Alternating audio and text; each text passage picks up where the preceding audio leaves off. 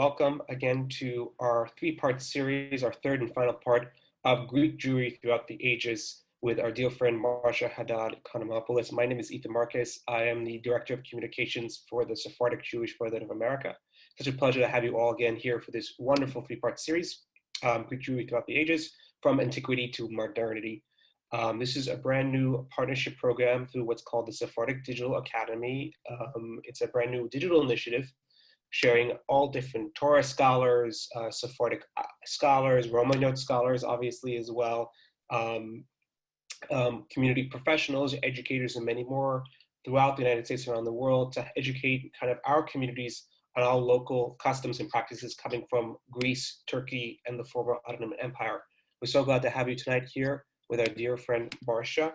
Now, Marcia, in addition to being not only a close friend of mine and a mentor, is the museum director of Kehillah Kedosh Yanina Synagogue and Museum, the only Greek Jewish synagogue in the Western Hemisphere, as well as the president of the Association of Friends of Greek Jewry. She also sits on the board of trustees of the Synagogue and Museum and the board of directors of the Lower East Side Preservation Initiative. She was born into a traditional Sephardic Jewish family from Salonika and has devoted her life to telling the story of Greek Jewry as an author, translator, editor, and lecturer. She holds 2 BAs, one from Brooklyn College in psychology and the second from Queens College in Byzantine and Modern Greek Studies, plus 2 masters, the first in psychiatric casework from the New School and the second in Italian from Queens College. Now, it's really my honor and privilege to introduce once again Marcia to begin her lecture. Marcia, whenever you are ready. Okay.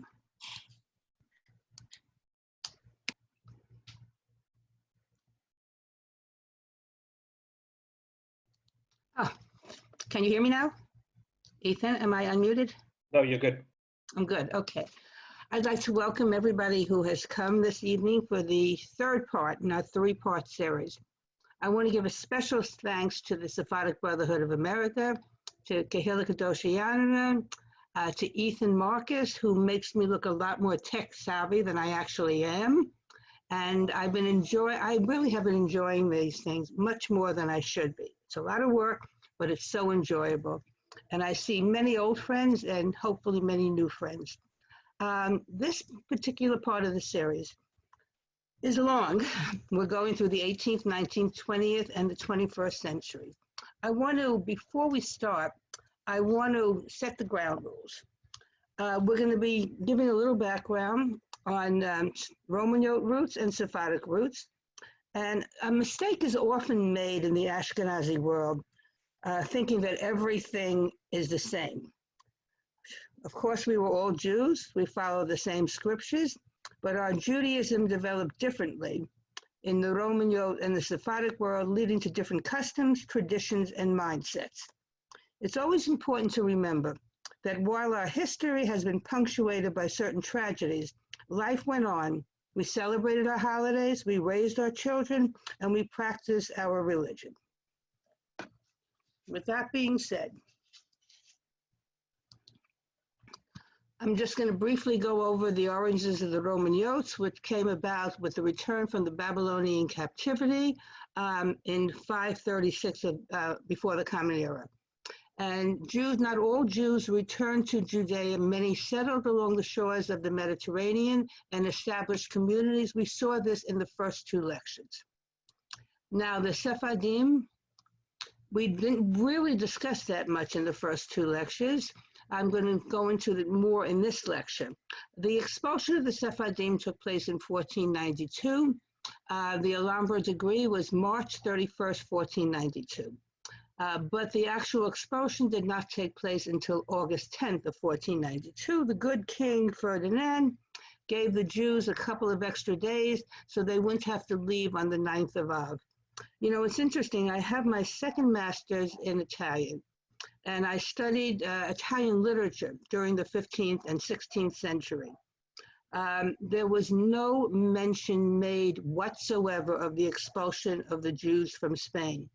And this was an event that would have shaken up the world. I mean, you had anywhere from 200,000 to 400,000 Jews that were transplanted and sent out into European countries. Now, while Machiavelli, he loved Ferdinand, by the way. He thought he was a great example of a great ruler, but no mention was made whatsoever of the expulsion of the Jews. Where did these Sephardic Jews go? They went primarily to the Ottoman Turkish Empire, but they also went along the coast of North Africa, and they went into France, and from there into other countries in Europe. They went wherever there was trade and wherever they can find a means to make a living. Of course, we know the story of the Sephardim being invited into the Ottoman Turkish Empire by Sultan Bayezid II, who, by the way, had a Roman-Yod rabbi whisper in his ear, take advantage of the foolishness of Ferdinand and enrich your kingdom in the process. There were long-reaching consequences and repercussions from the expulsion of the Sephardic Jews.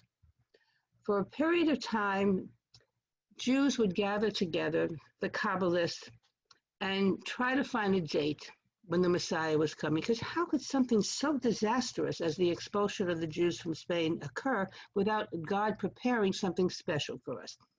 Well, that something special was not Shabtai Tzvi, that's for sure.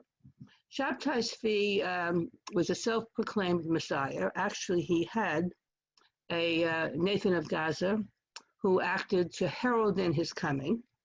And he was born in what is now Izmir in Turkey. He claims to have been born on the 9th of Av, which according to some traditions was going to be the date that the Messiah would arrive. He lived from 1626 to 1676. He gathered quite a following. You know, there are two important things if you're going to become a Messiah. You have to have someone to herald your coming, and you have to be charismatic. Well, Shabtai Tzvi had both, and he gathered quite an audience about him. He especially appealed to Jews in Salonika, Jews who had been part of the hidden Jews in Spain and felt more comfortable expressing their Judaism by practicing another religion and practicing their Judaism in private. Well, it came to the ears of the Sultan that the rabbis were very upset, and the Sultan called Shabtai Tzvi to his palace in Constantinople and gave him a choice.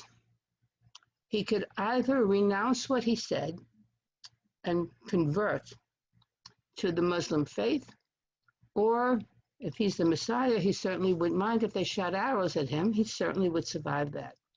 Well, Shabtai Tzvi was not going to be a martyr. He chose to convert to the Muslim faith, and hundreds of Jews followed in his path. It created a movement that had its repercussions way into the 19th and sometimes the 20th century. We're going to go into the 19th century now, which, by the way, was a very busy century. We have the death of Ali Pasha, the Greek War of Independence, and the initial formation of modern Greece and its influence on Jews in Greece. Excuse me one second.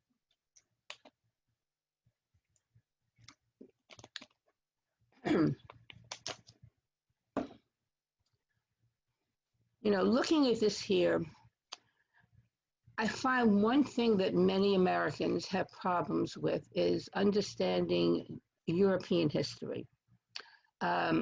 Greece didn't just, modern Greece that is, didn't just evolve on one day. We have July 4th, they have March 25th, but this was going on for years afterwards, decades afterwards. And where we celebrate the Greek War of Independence in 1821, there were still parts of Greece that were becoming parts of modern Greece into the 20th century.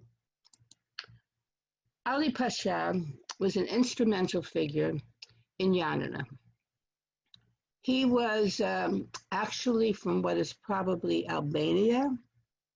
He was a equal opportunity murderer. He murdered Muslims, Christians, and Jews. But you know, sometimes with people who are despots, if they're in power long enough, they bring about positive actions. During his long reign, Yanina became a center of literature. He also brought about many innovative things into Yanina, quite unexpected. but he drew the attention of the wrong people. Where many people applauded him, many wished his death. And he was actually killed by other Ottoman Turks. And this here is a picture of his tomb. I'm sorry about that. A picture of his tomb. And you can still see this when you go to Yanina, up where the castle is.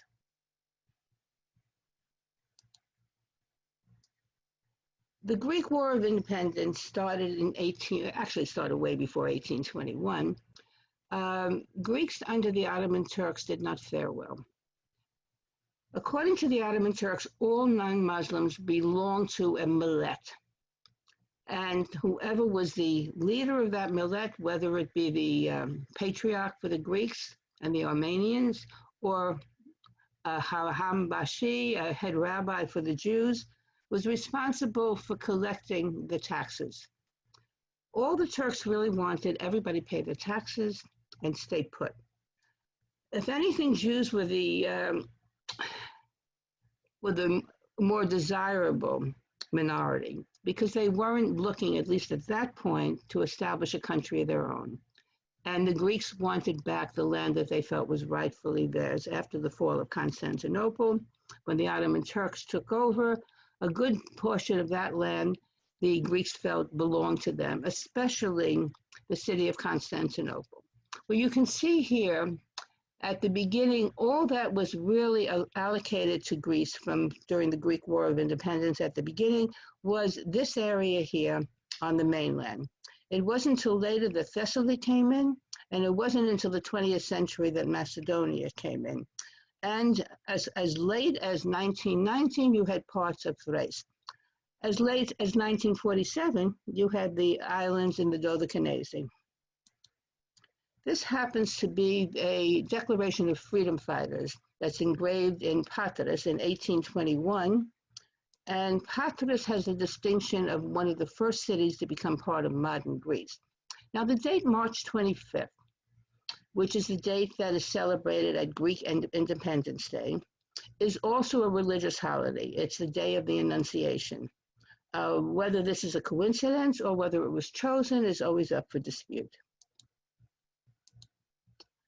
The Jews lived in Patras, and we went through this in the previous two classes. They were there since Antiquity. There were actually 4 synagogues in the 16th century, and 3 were Sephardic, 1 was the Roman Yod. The only synagogue that lasted was the Roman Yod synagogue, and if you want to see it now, it's in the interior of the Jewish Museum in Athens, saved by Nikos Stavroulakis. Now, repercussions for Jews. With the hanging of the patriarch of the Greek Orthodox Church in Istanbul by the Muslim Turks, his body was thrown to the Jews. Jews very often were given degrading occupations, things that nobody else wanted, being executioners. And in this instance, the body of the patriarch of the Greek Orthodox Church was thrown to the Jews. By the time word got back to the mainland of Greece, Jews were being blamed for the execution of the patriarch, and persecutions would ensue. In fact, the Jewish population in the Peloponnese would all but disappear. Most of them went up north into Volos and Larissa and Chalkis. Now,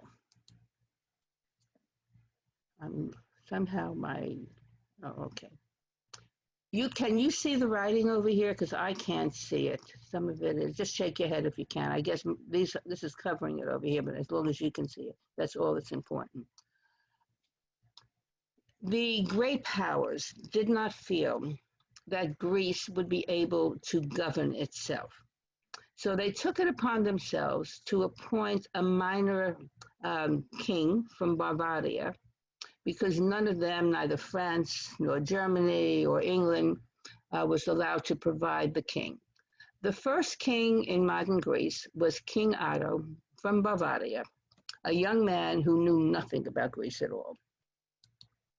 And the first capital chosen in Greece was in Nafplion, And this is where Theodore Kolokotronis, a great revolutionary leader, in 1821 came and proclaimed the freedom, the liberation of Greece from the Ottoman Turks. So it was chosen as the first capital. Why not Athens? Athens was a backwater town and didn't become the capital of modern Greece until 1832, and it was only for nostalgic reasons. There was hardly any Jewish population there, by the way, at that time, and it was a very rural type of town. It was only later with the influx of immigrants from all over that Athens would achieve the prominence that it has now. The next part of Greece to become modern Greece were the Ionian Islands, and Corfu became part of modern Greece in 1864. Now, Corfu is a fascinating instance because at the time it was a mixture of Jews from Apulia in Italy and Greek Jews, and then some Sephardim that had come in. This is the oldest synagogue, the only one that was left after the bombings in the war, and it's called La Scuola Greca, it's the Greek synagogue. It's a Roman Youth synagogue. Next in the Ionian Islands, you have this is the Jewish presence in Corfu, which dated back to Antiquity. And Zakynthos becomes part of modern Greece on May 21st, 1864. Zakynthos, as you know, is a very interesting story. It has the distinction of having saved all of its 275 Jews because of the work of the Metropolitan Bishop Christosimos and Amea Lucas Carrere.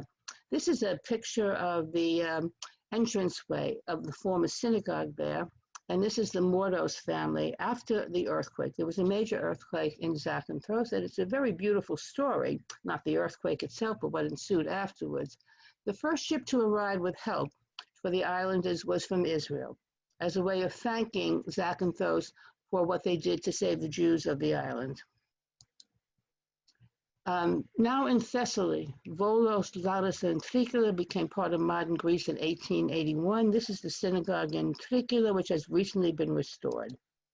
Very small Jewish population there. Larissa, and this is a very interesting picture, and the rabbi in this picture is actually Rabbi Gabriel Azuvi, who's related to a dear friend of mine.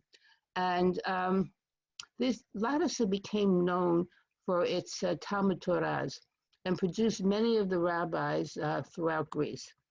The synagogue in Larissa is actually set up in a way that you can conduct both Roman Yoke and Sephardic services there, which does take place during its functioning. This is in Volos, and this is the synagogue in Volos. The old synagogue was destroyed by a major earthquake there in the 1950s. Arta. Arta became part of modern Greece in 1878, and this is actually here a gathering of prominent people in Arta to welcome becoming part of modern Greece. This is what the synagogue looked like. There was no synagogue there now. There's no cemetery there now. There's no Jewish community. But when Arta became part of modern Greece, it presented a problem for Yanina, because Yanina no longer had a means of trading with Jews in other parts of the Ottoman Turkish Empire, since Arta was now part of modern Greece. And this caused the establishment of the Jewish community in Prevasa. We are now in the 20th century. Quite a bit went on. You had the Balkan Wars, 1912 and 1913. You had major emigration from Greece. You had Albania becoming a modern country. And you'll find out while I'm mentioning all these things, World War I from 1914 to 1917, the fire in Salonika in 1917, the exchange of populations, 1922-23, the Campbell riots in Salonika, the Holocaust, and the immigration to Israel. The Balkan Wars. The Balkan Wars, to simplify it, the countries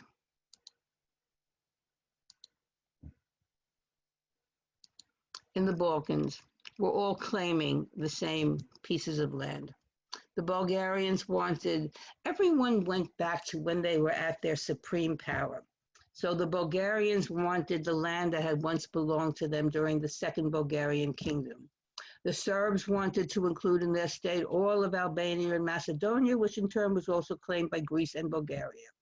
Montenegro sought to get the northern area of Albania and the large port cities of the Adriatic. And the Greeks wished to claim Macedonia and Thrace, which Bulgaria also claimed. Thus, the Allies had serious disagreements and claims against each other. During the first, or at the end of the First Balkan War, Thessaloniki becomes part of modern Greece, and this shows the winning Greek army entering into the city of Thessaloniki in 1912. And a lovely picture of the Turks handing over their flag in surrender. It all looked very civilized. I'm sure it was anything but that. And this is on October 17, 1912. The Battle of Vezani was a strategic turning point for the Greek army in the conquest of Ioannina. And of course, here we have that dramatic photo again of the Turks, painting of the Turks handing over the flag to the king of Greece. The cavalry and the army entered Ioannina. You know, there was something very interesting that happened, and I used to have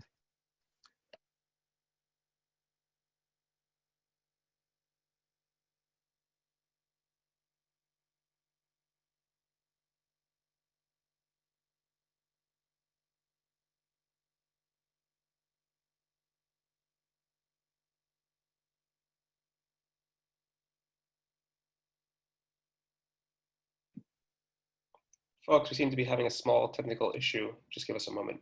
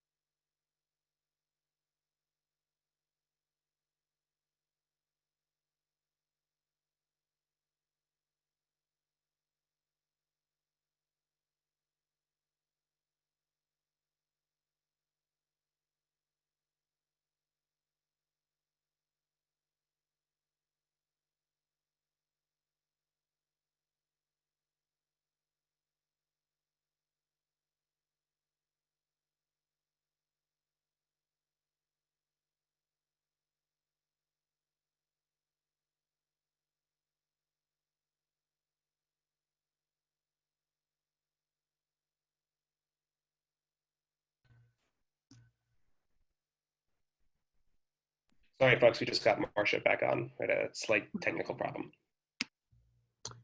Okay.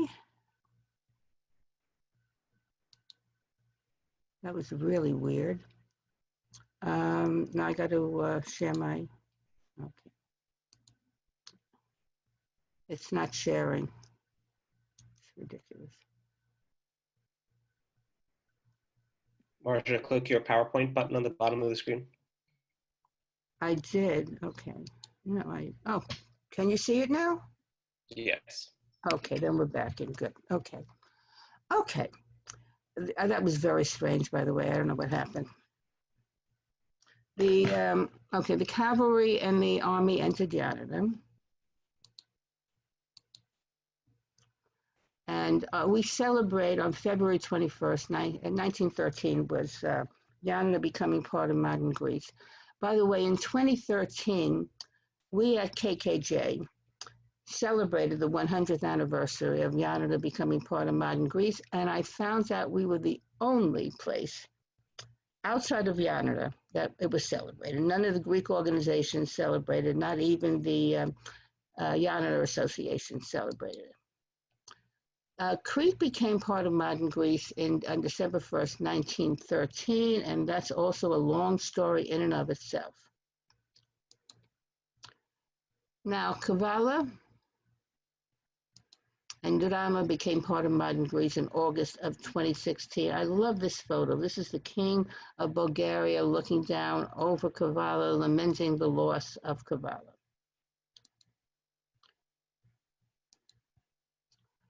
I'm now going to discuss, this over here, by the way, is from Didymatiko. This is all that's left of the Jewish cemetery there, and Didymatiko became part of modern Greece in 1919.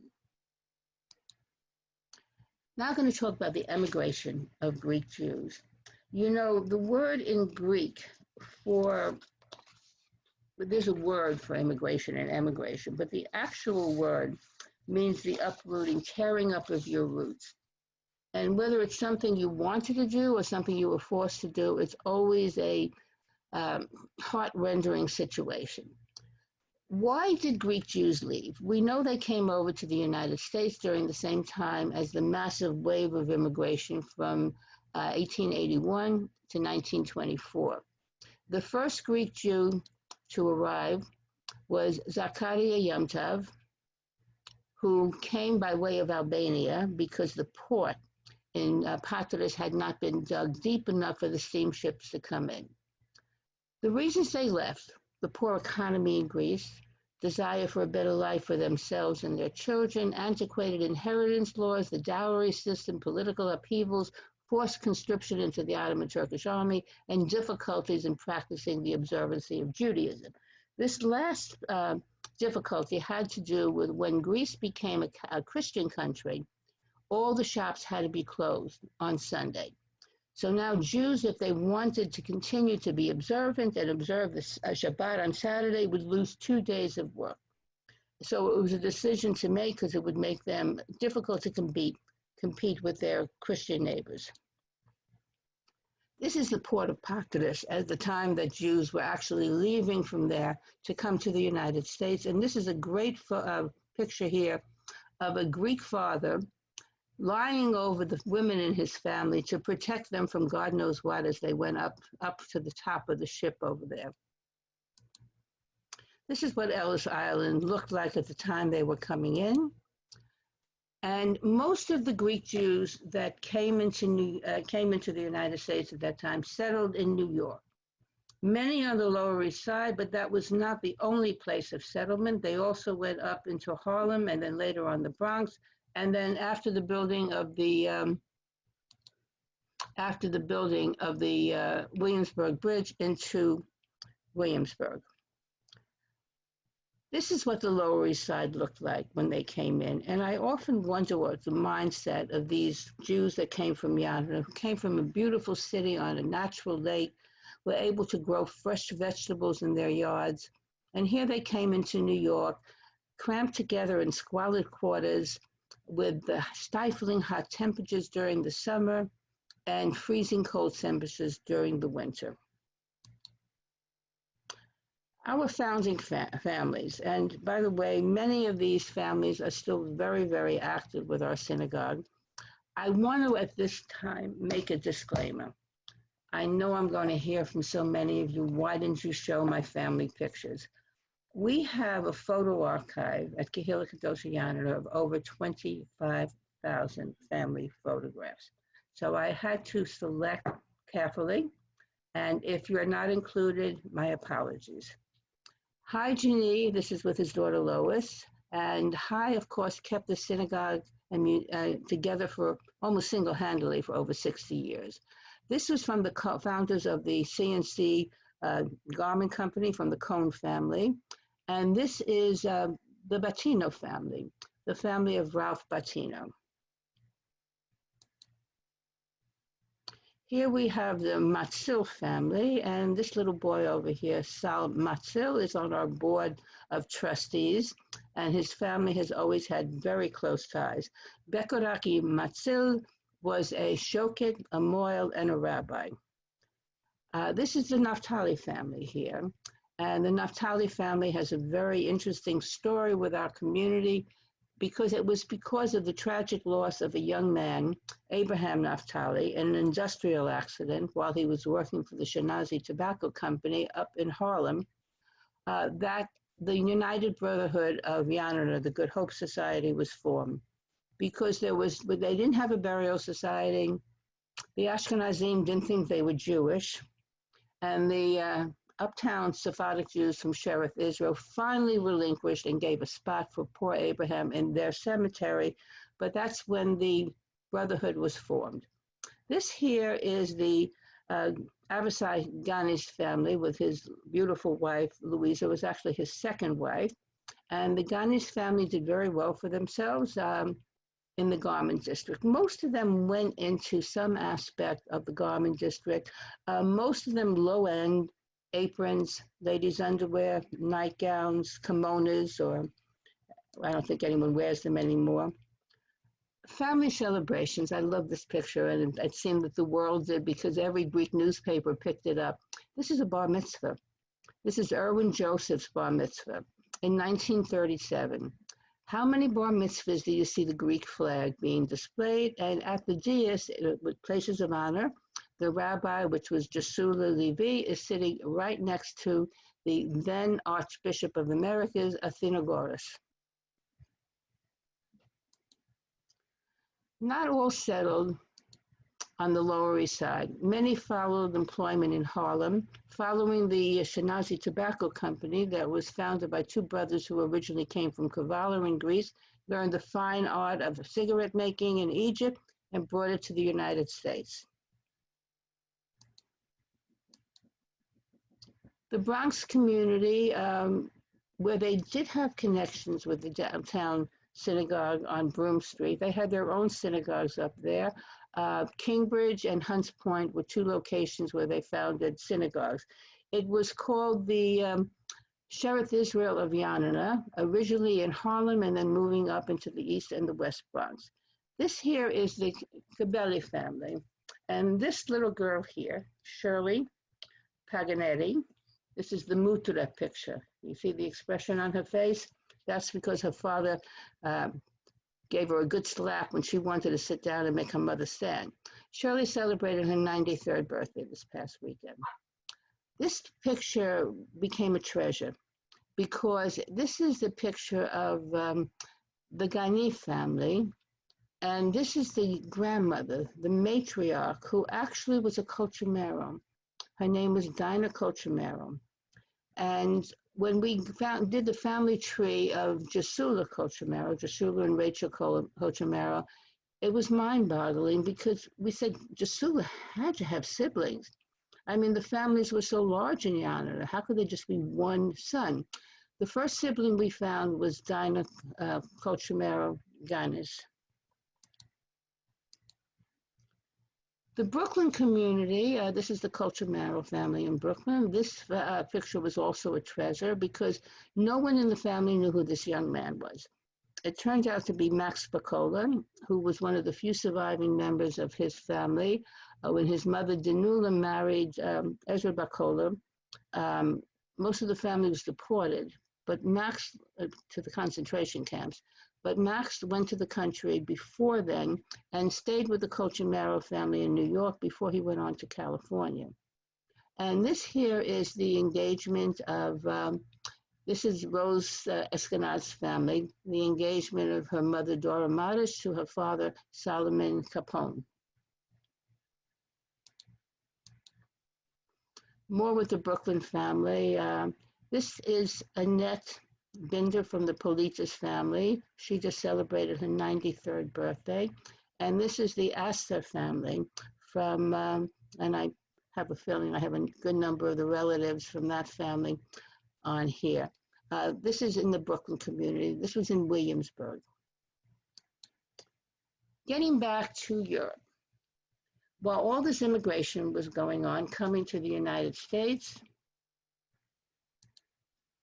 and by the way, they also went elsewhere. There were Jews that went to France at that time. There were Jews that went to Eretz Israel, a large Zionist movement in Greece. But Albania was being formed. There was no Albania until 1913. And it seemed that Montenegro, Greece, and Serbia all wanted parts of Albania. In fact, I have a map here that shows you how they wanted to split it up, and then this is how Albania really took form. This is the Declaration of Independence of Albania in November of 1912. World War I. 1914 to 1917. By the way, there were immigrants from Ioannina, Greece, and the United States who fought for the United States Army in World War I. One was Shorty Matza, who have a delightful picture of him in Boston with some friends from the Lower East Side who went there to see him off to go fight in the war. And Shorty was short. That's how he got his nickname. This is the ethnic groups in Austrian-Hungarian Empire. Now, just take a look at this, and then you can understand all the dynamics that was going on. You had German speakers. You had Bosnians, Serbs, Hungarians. Everybody wanted a piece of the pie. And then you had the assassination in Sarajevo of the Archduke, which led to the beginning of the war. Now, Turkey sided with the Central Powers. They justified this alliance by citing Germany's early victories in the war, and being on the winning side would provide the opportunity to forge a swift victory over neighboring enemies and avoid the imminent disintegration of the Ottoman Empire. On the other hand, Greece had a problem. They didn't enter until 1917, and they entered on the side of the Entente. And there were two opposing factions in Greece at that time. One was King Constantine, who came from that same barbarian ruling family that provided all the kings of Greece. And he was a Germophile. He really wanted to side with Germany. And then there was Eleftherios of Venezuela, who was born in Crete. And he was a very controversial figure at the beginning of the 20th century in Greece. But his viewpoints won over, and they sided with the right side. They sided with the Entente. And this is a cartoon showing all the different ways that the king was being pulled.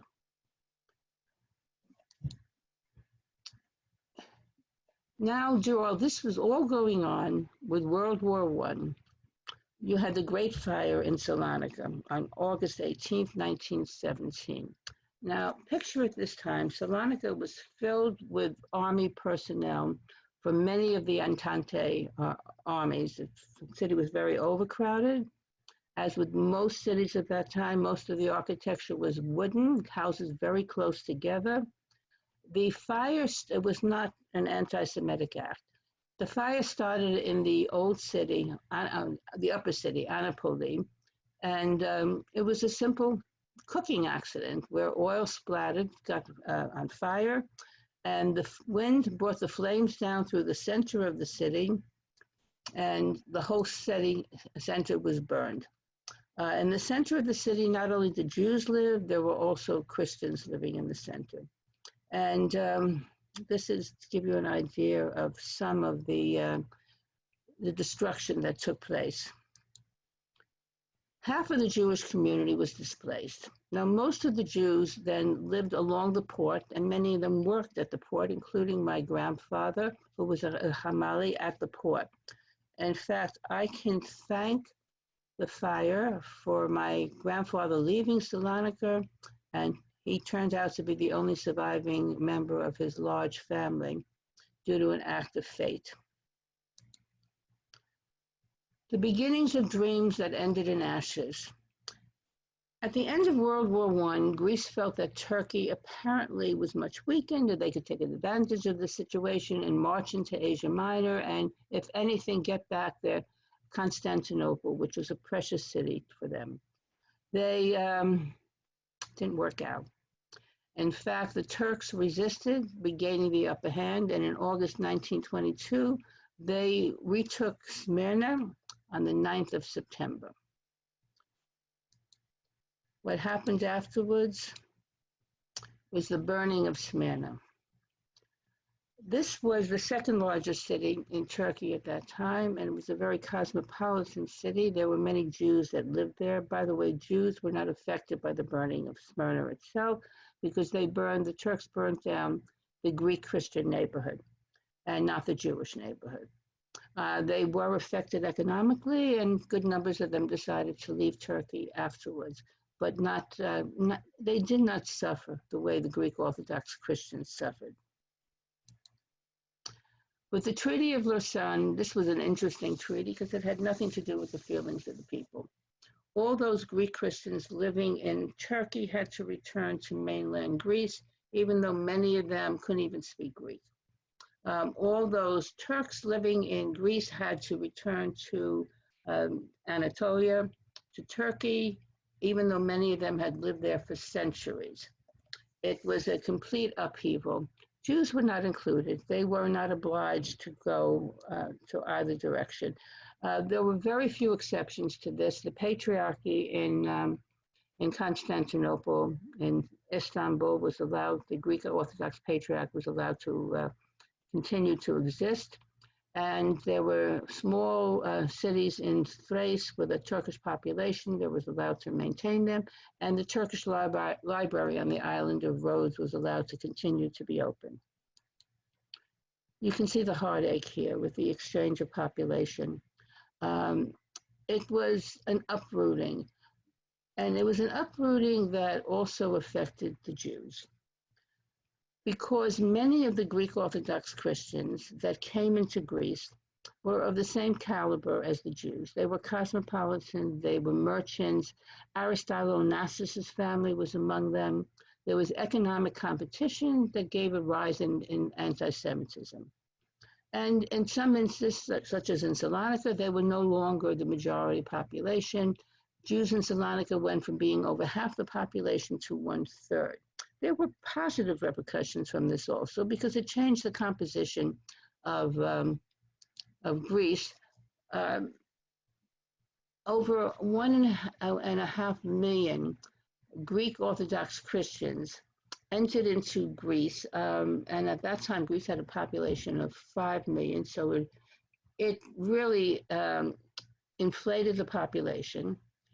There was the need to build up centers for them to live. Athens all of a sudden became a prominent city, and especially the suburbs. You had places like Neo Smyrni, where many of them found home.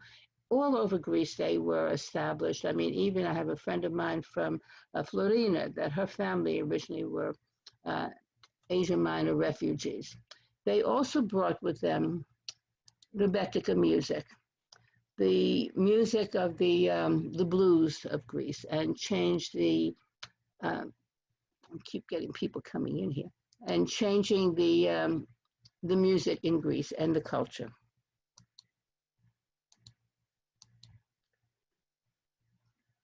This also led to the Campbell riots, which was a very ugly instance in Salonika in 1931, where it was led by a nationalistic anti-Semitic party known as the National Union of Greece. And they had a pogrom in the neighborhood. Many of the Jews, their businesses were destroyed, and many were left homeless. There was one Jewish resident who was dead. This was the beginning of the end, many people feel. I really feel the fire in 1917 was the beginning of the end, because with the reconstruction of the Jewish community there, they lost their center. They were no longer just living around their synagogues. They had to build their synagogues up. The whole layout of the city was changed.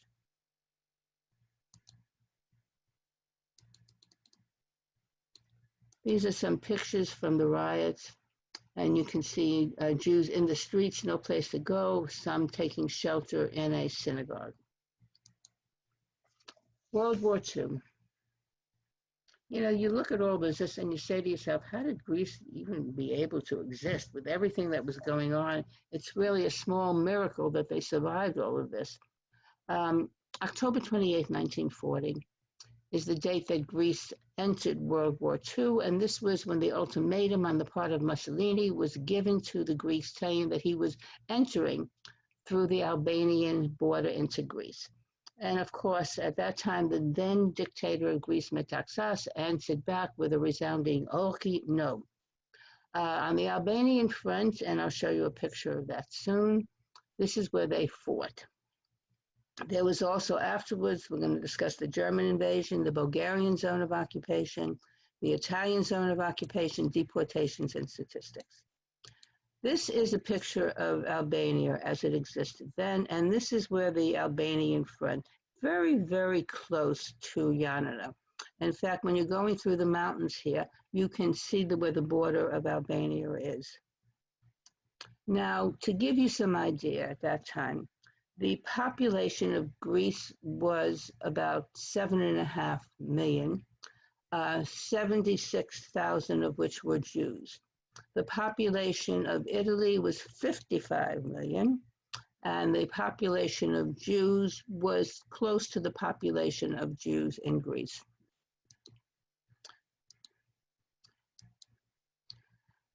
On the Albanian front, this was called the Cone Battalion. They came from Salonika, and practically all of them were Jewish. There were many, many Jews that fought on the Albanian front. Out of a total Jewish population of close to 76,000, 13,000 Jewish men fought. Of those 13,000, 3,500 were severely injured, and 561 perished. These are Jewish nurses in the city of Volos tending to the injured. Of course, the major hero amongst Jews of the Albanian front is Mordecai Frazis, who was a Jew from Chalkis. He left behind his wife and young children and perished in December of 1940 on the Albanian front. His body was returned to Greece at a very auspicious time, because at that time his grandson, also named Mordecai Frazis, was the rabbi of Salonika, and he was reinterred in the Jewish cemetery in Salonika.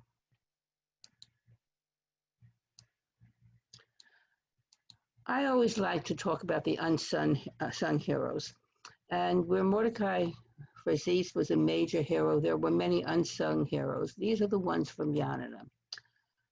Joseph Raphael was age 26. He died November 5th, 1940. He sold vegetables with his father Angelos.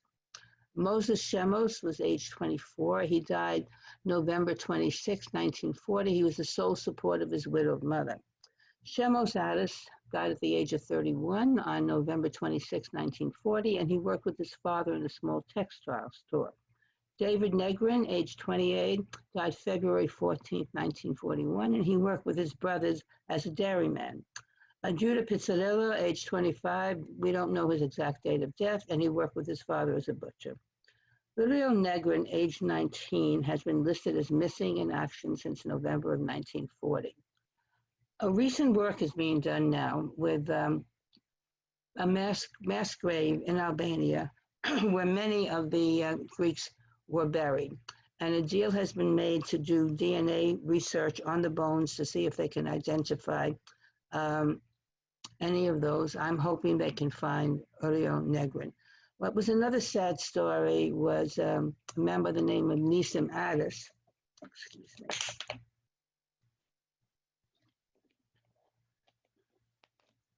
who returned to Ioannina severely wounded, an amputee, and was rounded up with the deportation of the Jews of Ioannina and wound up dying immediately at Auschwitz-Birkenau. It's often been very painful why these men who fought for their country, that some arrangement was not made so that they wouldn't have to be deported to their deaths afterwards.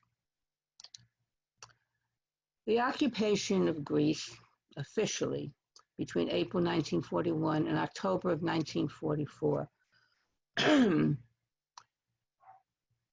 The Italians were not doing too well. In fact, the Greeks were really giving them quite a beating, so Germany came to the aid of their Italian allies. And here you have the Germans at the Acropolis and the Germans entering the city of Salonika.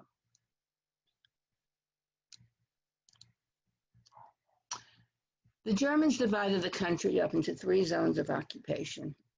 They gave the furthest northeastern part of Greece to their Bulgarian allies. They gave most of the country to their Italian allies, and they kept a chunk of Macedonia in the north for themselves.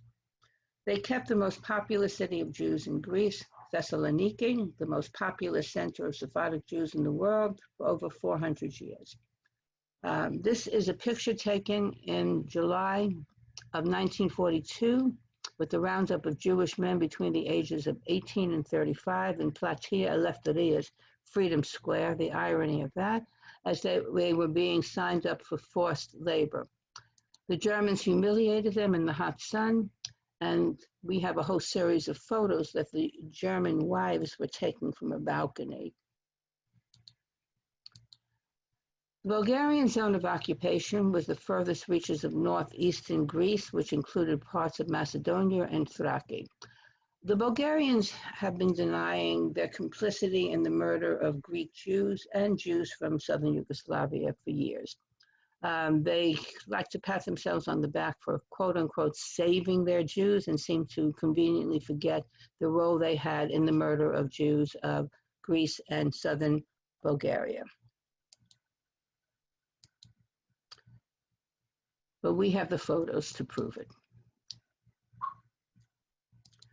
The Italian zone of occupation included Athens, and the starvation in Athens was very severe in the winter of 1940 into 1941.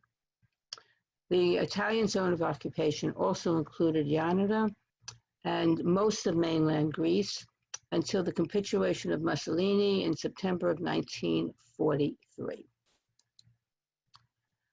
Here you have the deportations from Salonika from March through July of 1943. This is the Hasid couple. The Jews in Salonika had to wear the star. These are the very famous photo of these men showing their tattooed numbers on their arm. The deportations from Bulgaria's zone of occupation in Greece took place in March, the beginning of March of 1943. This photo here is the great-grandfather of my friend Louise, and this was Rabbi Azuvi, as the Bulgarians are helping him onto the barge that will take him across the Danube to his death. This is a picture of Jewish women from Kavala that are in a cattle car, and there were men, Jewish men from Kavala that had been conscripted for forced labor and were watching their relatives pass by in the cattle car as they went through Bulgaria. This is a picture of the Marcia family,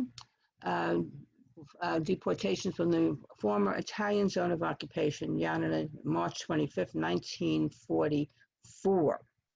Now, this picture was found in the street.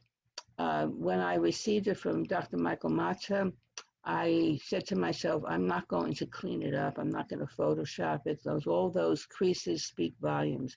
It was found in the street, probably stepped on countless times, and then a Christian neighbor salvaged it, hoping that someone would return and be able to give the photo back to them. In this picture, there are only 3 people who survived. Nahum Matza, Michael Matza's father, and this little girl married a Ghani and was living in Egypt at the time of the deportations from Ioannina. The deportations from the former Italian zone of occupation by the Germans took place in March 1944. These deportations in March took place on March 25th, the day of Greek independence, as a way of showing the Greeks how meaningless the concept of independence was. This is a monument of the broken Mogen David, Star of David, in Athens, not too far from the synagogue there. This is the Akos family, and the father of the family perished in the camps, but the rest of the family was saved by a righteous woman who was honored at Yad Vashem.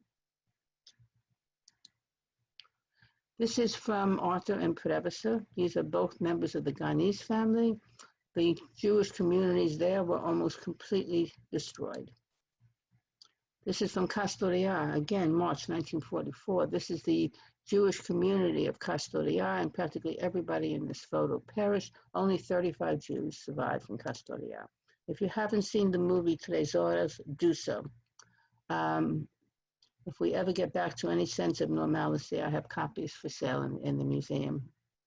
This is in memory of the Jews of Thessaly, Volos, Lados, and Trikala, Holocaust memorials to them.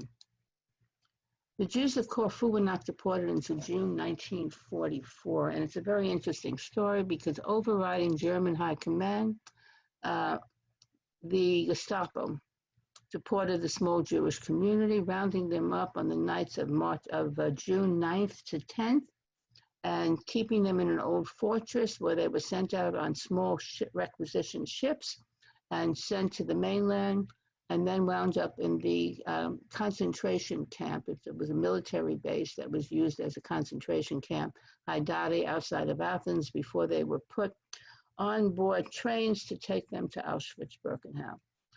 It was such a strenuous journey that it said when the cattle car doors opened up on the Jews of Corfu, the only sound you could hear was silence.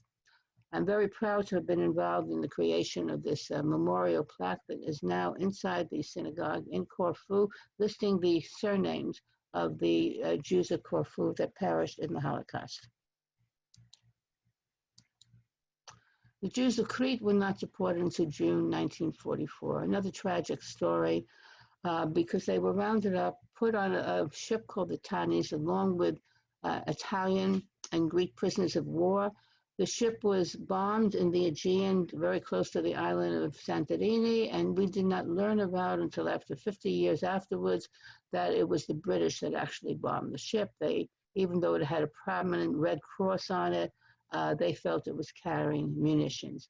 We can understand this happens in war. What's painful is that they didn't tell us about this earlier.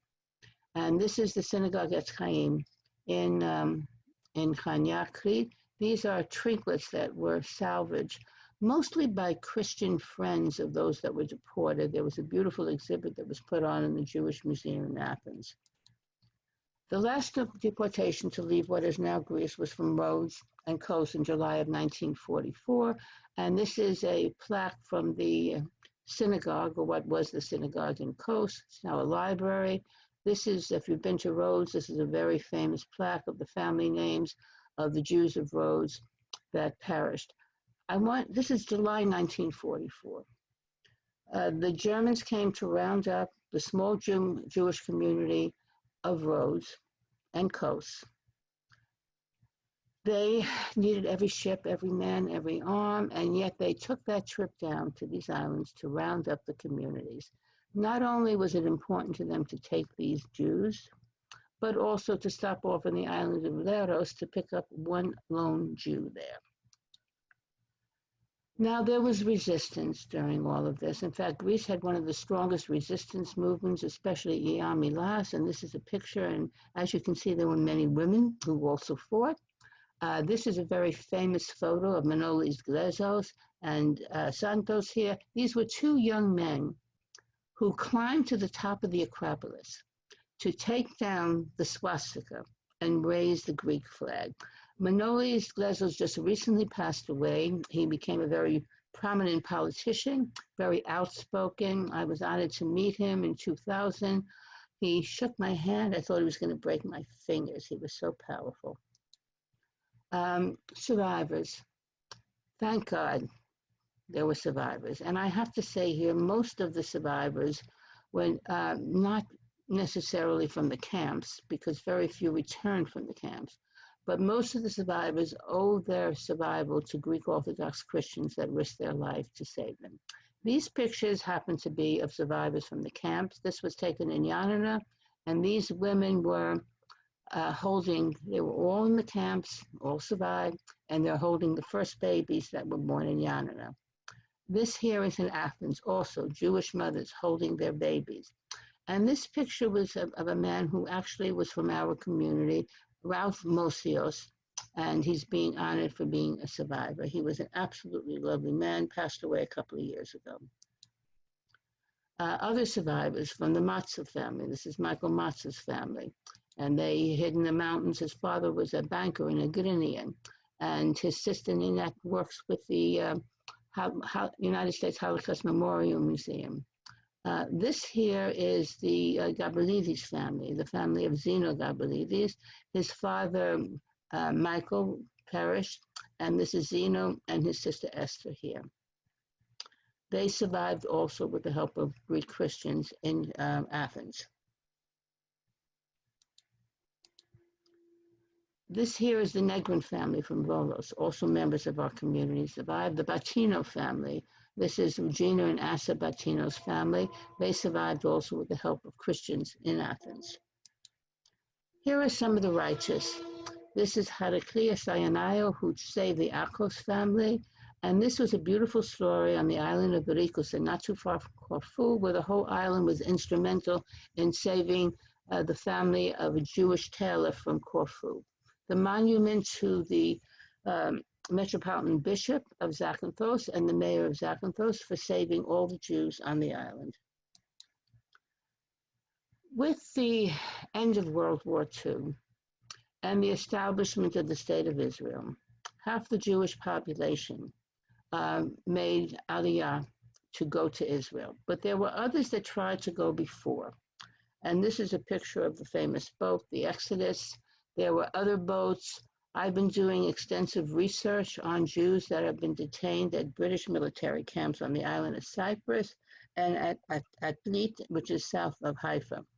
The British were preventing Jews from going into Israel even after the establishment of the State of Israel, because there were Jews being kept, mostly healthy young men, at Cyprus and the camps through 1949. These are Greek Jews celebrating the establishment of the State of Israel. This is in the synagogue in Athens, and this is a gathering in Athens also. There were many Greek Jews that want land in Israel. In fact, the main street in Yanina was called Max Nordau Street before it was named after Joseph Aliyah, the famous poet. And Max Nordau was a compatriot of Herzl. We continue to survive. This is our beautiful synagogue, Kehillah Kadosh Yanina, now in its 93rd year. And I want you to know this is the only time in our entire history that we were forced to close. And this, of course, is something we're so proud of. Moses Eliasov is the first Jewish mayor in Greece. And, you know, always the question of anti-Semitism comes up. And believe me, there's anti-Semitism in Greece. There's anti-Semitism everywhere. We certainly have had our share of it here in the United States. But this picture speaks volumes. In a city of 67,000, there were only 30 Jews, and they elected a Jewish mayor. And when I would speak to people there, I go every year. This is the first year. I haven't been there in ages. I've had people approaching me after the election saying, we voted for Moses, we voted for Moses. And one man said it so beautifully, how could I not vote for Moses? When my mother was sick, he treated her without asking a penny. So they voted for the man. They didn't vote what his religion was. Now I'm putting this up here because I feel incumbent to do this. This is our contact information. And the sponsors of this, the Sephardic Brotherhood of America, Kehillah Kadosh Yanina, and the museum. If you want any information, if you want to make a contribution, we would greatly appreciate that. None of us are getting paid for this, by the way. They couldn't afford us, right, Ethan? And so I want to thank you all very much. And Ethan, you want to open the floor to questions? Yeah, Marcia, thank you. First of all, thank you so much. Beautifully done in this amazing three-part series, as always, with your knowledge is incredible. We'll open up the floor now to questions. We'll ask either you do one of two things, either enter in the chat and message them directly to me, and I'll read them out for everybody to hear and for Marcia to hear. And you can either do that or use the blue hand raise function in participants. You can click on participants, click on your name, and raise a little blue digital hand. We can click on you and unmute you to ask the question as well, which you're welcome to do as well. I have one comment here A very nice comment. Thank you, Doris. Ethan and Marcia, this was so very informative and a beautiful presentation. Thank you so much for making this possible and accessible to everyone. It was very kind. Thank you. I do have a question to Marcia. Now, in the 21st century, we see kind of a new wave of kind of Jewish, Jewish presence in Greece, a new kind of knowledge. There's been a dip, but kind of it's growing more and more, especially now. Recently, we saw the bilateral talks between the Prime Minister of Israel and the Prime Minister of Greece. I'm curious what you think that impact has on Greek-Jewish relations in general. Okay, where it was a long time coming, we happen to have excellent relations with Israel now, when I say we, Greece, and it's also with Cyprus. A lot of this had to do with the fuel in the Eastern Mediterranean working together on a pipeline. But it's also based on commonalities of humanity. And there have been many meetings between Israeli Prime Minister and Greek Prime Minister, not only this one, but the one before, and with Cyprus. I'm very proud to be on the American Jewish Committee Cyprus team, and it's the easiest job in the world, by the way. They love us. And but no, this is really a very positive sign, and I think it's going to only continue to grow more and more. I also want to say, Ethan, as you noticed, because you were in Greece for your Fulbright, the Jewish population, young Jewish population, is very involved, very intelligent, and it's beautiful to watch what goes on, especially between Jews that come. I run a tour for young professionals, Greek Jewish young professionals, which is so much fun. And they hook up with Greek Jews who are in their age bracket. And it's another way of extending those hands across the ocean. And this will only continue to grow more and more. Thank you for that question, Ethan. Thank you, Marcia. I have a few more questions here. We're only going to take 2 or 3 because we've been mindful of time. So we have one question. How many Jews were left in Greece at the end of World War II?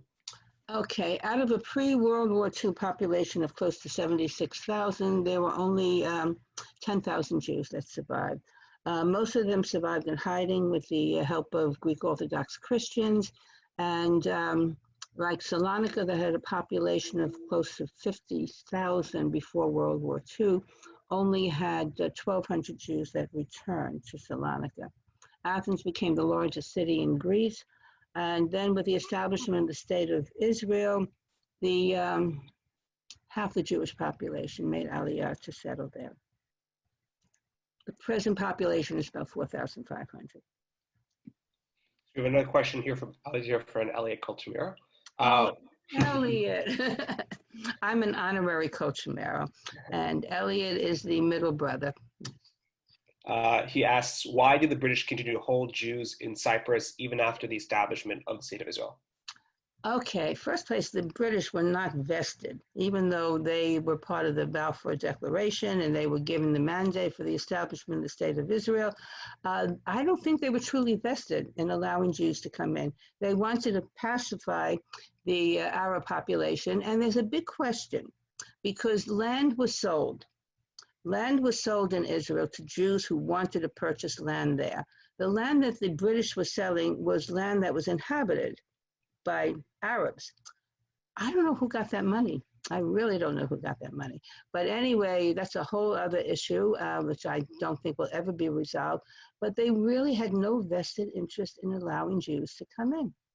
And the camps in Cyprus were horrendous. Those were the same military camps that had, by the way, Hitler used that as a prototype for when he established the concentration camps, with the exception that there was not extermination in the camps in Cyprus. But the dire conditions, living conditions, were just as bad. We have another question here. What is the Greek Jewish experience as immigrants to Israel? Okay. Well, they've been going to Israel way before the establishment of the State of Israel. I mean, my family, my grandfather went there in 1919 from Salonika. There was a large Salonicese population that helped build the port of Haifa and the port of Jaffa. There's Zor Moshe, which is a moshav not too far from Netanya. That is a beautiful moshav that was built by Greek Jews. They're certainly in a minority, but I think the Greek Jews in a lot of ways are respected, which hasn't necessarily been the case with other Sephardim that have settled in Israel. But I don't want to get too political here, but I know this is just not like me at all, not to get political, but no, it's okay. They've done well for themselves. My family lives mostly in Haifa, but has also branched out to other parts. There's a beautiful Greek Jewish community in Jerusalem with the still functioning Roman Yod synagogue.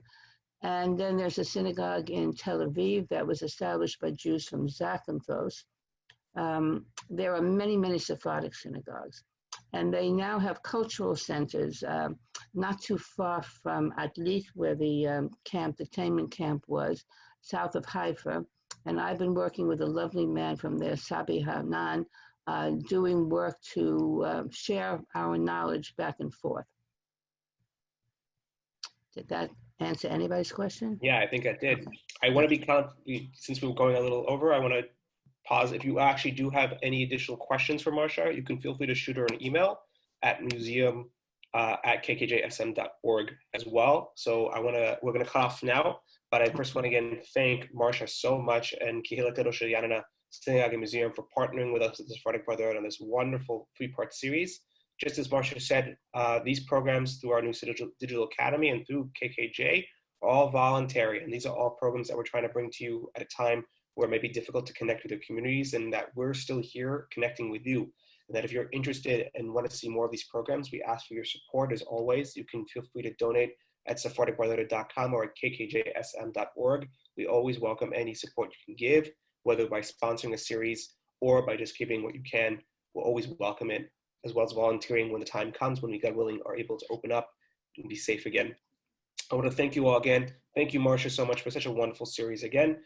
If you're interested in any more of our series, and maybe even more with Marcia, who knows, hopefully soon, you can check them all out at sephardicbrotherhood.com/Sephardic Digital Academy. And if you have any additional questions or research interests regarding the Jews of Greece, there's a lot of archival material available at Kehilat Rosh Yanana's website under archives and documentation and research history, kkjsm.org, very easy to find. Thank you all again so much. Marcia, thank you again so much for everything. My pleasure, Ethan. Thank you for your hard work. Appreciate it. Have a wonderful night, everybody. Okay, thank you.